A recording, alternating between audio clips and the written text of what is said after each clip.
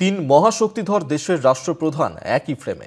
Shanghai cooperation অর্গানাইজেশনের শীর্ষ সম্মেলনে নরেন্দ্র মোদী, শি জিনপিং ও ভ্লাদিমির পুতিন। পশ্চিমী দুনিয়ার সামনে এই ছবি কি দারুণ দুশ্চিন্তার? ঘনিষ্ঠতার এই ক্যানভাস বদলে দেবে বিশ্বের শক্তির ভারসাম্য মনে করছেন পর্যবেক্ষকদের অনেকেই। এবং সেই ছবি দেখাচ্ছি আপনাদেরকে, যেখানে নরেন্দ্র মোদী, শি জিনপিং এবং ভ্লাদিমির পুতিন তাদেরকে একসঙ্গে দেখা গিয়েছে আজকে যে বৈঠক, সেই বৈঠকেই। এবং পশ্চিমী দুনিয়ার এই ছবির সামনে আসতেই কিন্তু প্রশ্ন উঠছে, তিন মহাশক্তিধর দেশের রাষ্ট্রপ্রধান তাদেরকে একই ফ্রেমে দেখা গিয়েছে সাংহাই কোঅপারেশন অর্গানাইজেশনের শীর্ষ সম্মেলনে।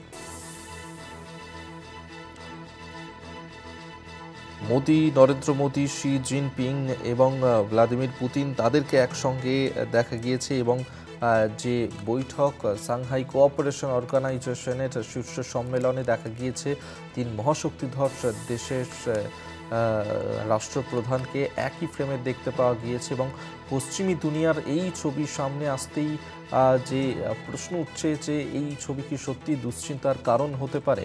এবং ঘনিষ্ঠতার এই যে ক্যানভাস, তিনজনের যেই ঘনিষ্ঠতার সেই ক্যানভাস কি বদলে দিতে পারে যে বিশ্বের শক্তির ভারসাম্য? যদিও এমনটা কিন্তু মনে করছেন পর্যবেক্ষকদের অনেকেই, তারা কিন্তু এই কথাই মনে করছেন। এবং আপনারা জানেন যে সাংহাই কোঅপারেশনের যে অর্গানাইজেশনের শীর্ষ সম্মেলন, সেই সম্মেলনেই প্রধানমন্ত্রী নরেন্দ্র মোদী তিনি উপস্থিত হয়েছেন। পাশাপাশি আরও একাধিক মহাশক্তিধর দেশের রাষ্ট্রপ্রধান, তাদের সঙ্গে প্রধানমন্ত্রী নরেন্দ্র মোদী তাকে দেখা গিয়েছে। আমরা এই বিষয় নিয়ে আরও জানবো। এই মুহূর্তে সরাসরি নিউজ রুম থেকে আমাদের সঙ্গে রয়েছেন আমাদের পলিটিক্যাল এডিটর আশিস চট্টোপাধ্যায়। আশিসদা, এই যে সম্মেলন চলছে সেখানে একসঙ্গে Narendra Modi, Xi Jinping, Vladimir Putin তাদেরকে একসঙ্গে দেখা যাচ্ছে, ঠিক এই যে ছবি তা কি দুশ্চিন্তার কারণ হতে পারে? দেখো, এই যে ছবি আজকে চীনের তিয়ানজিং থেকে বেরোচ্ছে, প্রকাশিত হচ্ছে, তা কিন্তু গোটা দুনিয়ার পক্ষে অত্যন্ত গুরুত্বপূর্ণ। চীন, রাশিয়া এবং ভারত এই তিনটি মহাশক্তিধর দেশ। মহাশক্তিধর সব দিক থেকেই বলা যেতে পারে, অর্থনৈতিক শক্তি, সামরিক শক্তি, জনসংখ্যার শক্তি, সব দিক থেকে দেখলে এই তিনটি দেশ অবশ্যই মহাশক্তিধর দেশ। তারা যদি আজকে একত্র হয়, তারা যদি আজকে নিজেদের মধ্যে যে সহযোগিতা, অর্থনৈতিক সহযোগিতা, সামরিক সহযোগিতা এবং রাজনৈতিক সহযোগিতাকে বাড়ায়, তাহলে সেটা কিন্তু বিশ্বের দ্বিতীয় কেন্দ্র হিসেবে গড়ে উঠবে। প্রথম কেন্দ্র যদি হয় আমেরিকার নেতৃত্বে ন্যাটো যুদ্ধ জোট, এটা কোনো যুদ্ধ জোট নয় অবশ্যই। সাংহাই কোঅপারেশন অর্গানাইজেশন কোনো যুদ্ধ জোট নয়, সামরিক জোট নয়। এটা বাণিজ্য এবং আর্থিক আদান প্রদানকে বাড়াবার লক্ষ্যেই এই রাষ্ট্রজোট, রাষ্ট্রগোষ্ঠী। কিন্তু এই তিনটি দেশ, যে তিনটি দেশ আমেরিকার এই যে আমেরিকা এবং ন্যাটোর নানা কার্যকলাপের ফলে বিগত কয়েক বছর ধরে ক্ষতিগ্রস্ত হচ্ছে, সেই তিনটি দেশ যদি একত্র হয়, তারা যদি পরস্পরের সঙ্গে বাণিজ্য বৃদ্ধি করে, তারা যদি পরস্পরের সঙ্গে লেনদেন বৃদ্ধি করে, তাহলে সেটা ন্যাটো জোটের পক্ষে, মার্কিন নেতৃত্বের ন্যাটো জোটের পক্ষে অবশ্যই অত্যন্ত খারাপ খবর।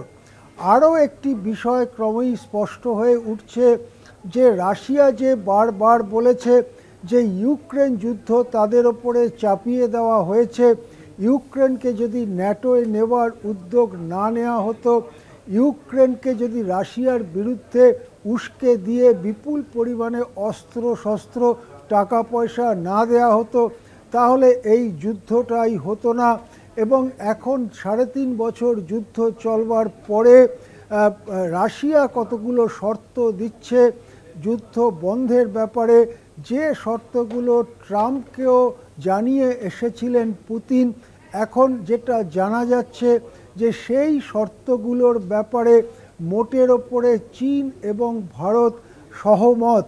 তাহলে চীন এবং ভারত যদি রাশিয়ার কথার সঙ্গে সহমত হয়, তাহলে ইউক্রেন যুদ্ধ বন্ধেরও একটা বাস্তব ভিত্তি তৈরি হয়।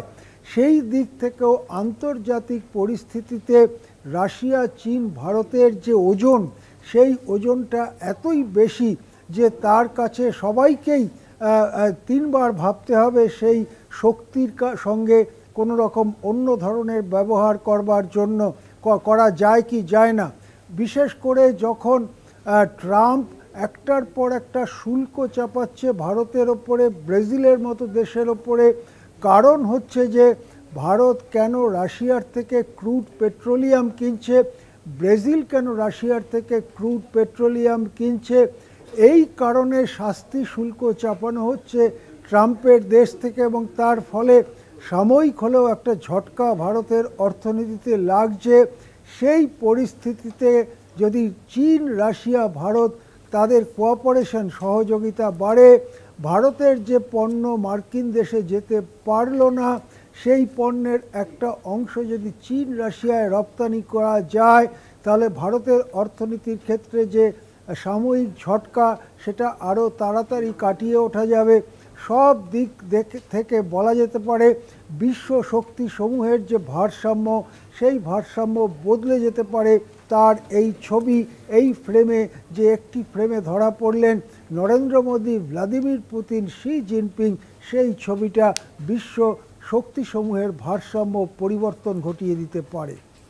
ধন্যবাদ আপনাকে। এতক্ষণ আমরা সরাসরি কথা বলছিলাম। আমাদের সঙ্গে নিউজ রুম থেকে ছিলেন আমাদের পলিটিক্যাল এডিটর আশিস চট্টোপাধ্যায়।